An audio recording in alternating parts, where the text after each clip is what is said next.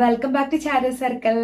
ഇന്ന് നമ്മൾ ചെയ്യാൻ പോകുന്നത് വാലന്റൈൻസ് സ്പെഷ്യൽ ആയിട്ട് ഉള്ള ഒരു ബോട്ടിൽ ആർട്ടാണ്. വാലന്റൈൻസ് ഡേക്ക് നമ്മൾ ഗിഫ്റ്റ് കൊടുക്കാൻ പറ്റിയ ഒരു ബോട്ടിൽ ആർട്ട്. അതിന് മുന്നായിട്ട് ചെയ്യാൻ പോകുന്നതിന് മുന്നായിട്ട് ഞാൻ ഒരു കുറച്ച് കാര്യം പറഞ്ഞോട്ടെ. നമുക്ക് അതിനു വേണ്ടി ഇതാണ് ചെയ്യാൻ പോകുന്ന ബോട്ടിൽ. അപ്പോൾ ഇതിനു വേണ്ടി നമുക്ക് ഈ പിക്ചേഴ്സ് ആണ് വേണ്ടത്. ഈ പിക്ചേഴ്സ് എന്ന് പറയുന്നത് ഡൂഡിൽസ് എന്ന് പറയും. അതായത് ഇതുപോലെ ഔട്ട്ലൈൻ കാർട്ടൂൺ ടൈപ്പ് ഒരു പിക്ചേഴ്സ് ആണ്. കാർട്ടൂൺ എന്ന് പറയാൻ പറ്റില്ല. ഗൂഗിളിൽ ഡൂഡിൽസ് എന്ന് സെർച്ച് ചെയ്താൽ കിട്ടും. DOODLES doodles.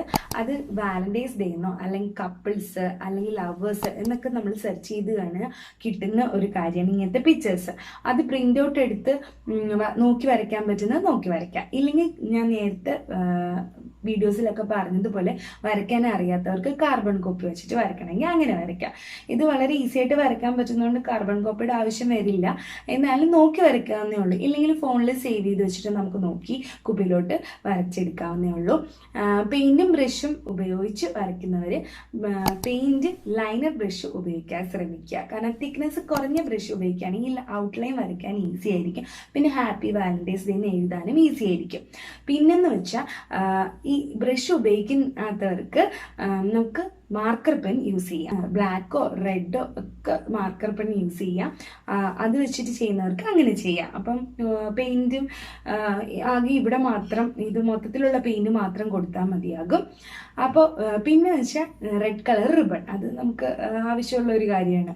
അതിൽ തിക്നെസ് കുറഞ്ഞ റിബൺ ഉപയോഗിക്കണമെങ്കിൽ ഉപയോഗിക്കാം. പിന്നെ കുപ്പിക്ക് കൂടുതലായിട്ട് ഭംഗി വരുന്നത് മൊത്തത്തിൽ ചുറ്റുമ്പോൾ വലിയ റിബൺ എടുക്കുന്നതായിരിക്കും നല്ലത്. അപ്പോൾ ഈസി ആയിട്ട് ചെയ്യാൻ പറ്റുന്ന ഈ ബോട്ടിൽ ആർട്ട് നമുക്ക് എങ്ങനെ ചെയ്യുന്നതെന്ന് നോക്കാം.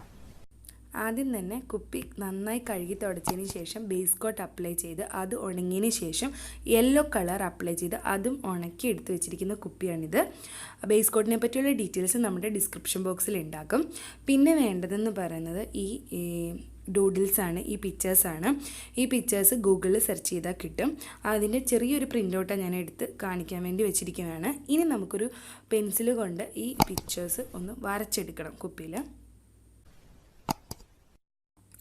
കുപ്പിയുടെ രണ്ട് സൈഡിലും ഞാൻ പിക്ചർ വരച്ചു കഴിഞ്ഞു. ഇനി നമുക്ക് വേണ്ടത് റെഡ് റിബണാണ്. റെഡ് വീതിയുള്ള റിബണാണ് ഞാനിവിടെ എടുത്തിരിക്കുന്നത്. ഇത് കുപ്പിയുടെ മുകൾ ഭാഗത്ത് ഗ്ലൂ അപ്ലൈ ചെയ്തതിന് ശേഷം ഒന്ന് നന്നായിട്ട് ചുറ്റി കൊടുക്കണം. ഇപ്പം നമ്മൾ റിബൺ ചുറ്റിക്കൊടുത്തു. ഇനി വേണ്ടത് ഈ പിക്ചേഴ്സിന് ഔട്ട്ലൈൻ വരയ്ക്കണം. ഔട്ട്ലൈനായിട്ട് കളറ് ഞാൻ ഇവിടെ ബ്ലാക്ക് എടുക്കുന്നത്. ബ്രഷ് നമുക്ക് തിക്നെസ് കുറഞ്ഞ് ഏത് ബ്രഷും എടുക്കാം. ലൈനർ ബ്രഷാണ് ഞാനിവിടെ ഉപയോഗിക്കുന്നത്.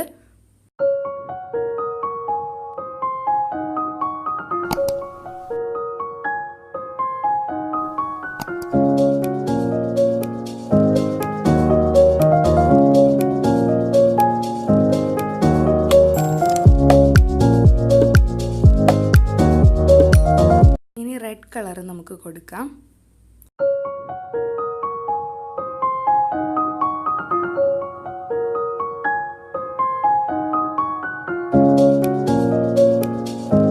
ഇപ്പം നമ്മൾ ഒരു സൈഡ് കംപ്ലീറ്റ് ചെയ്തു.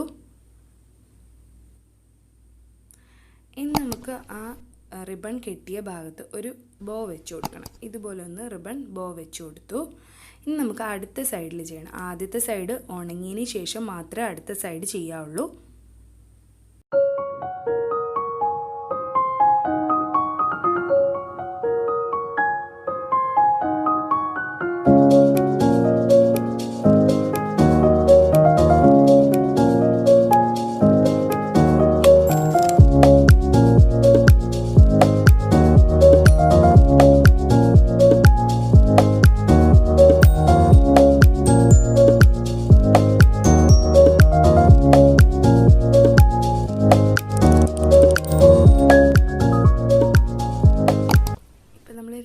സൈഡിലും വരച്ച ഡൂഡിൽസ് മൊത്തത്തിൽ ഫിനിഷ് ചെയ്തിട്ടുണ്ട്.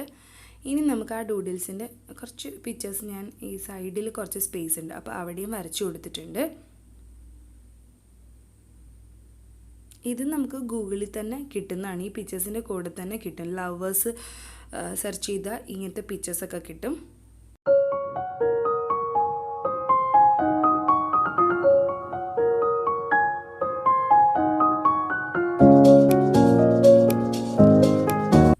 ഇപ്പം നമ്മൾ മൊത്തത്തിൽ വരച്ചു കഴിഞ്ഞു, പെയിൻറ്റ് കൊടുത്തു.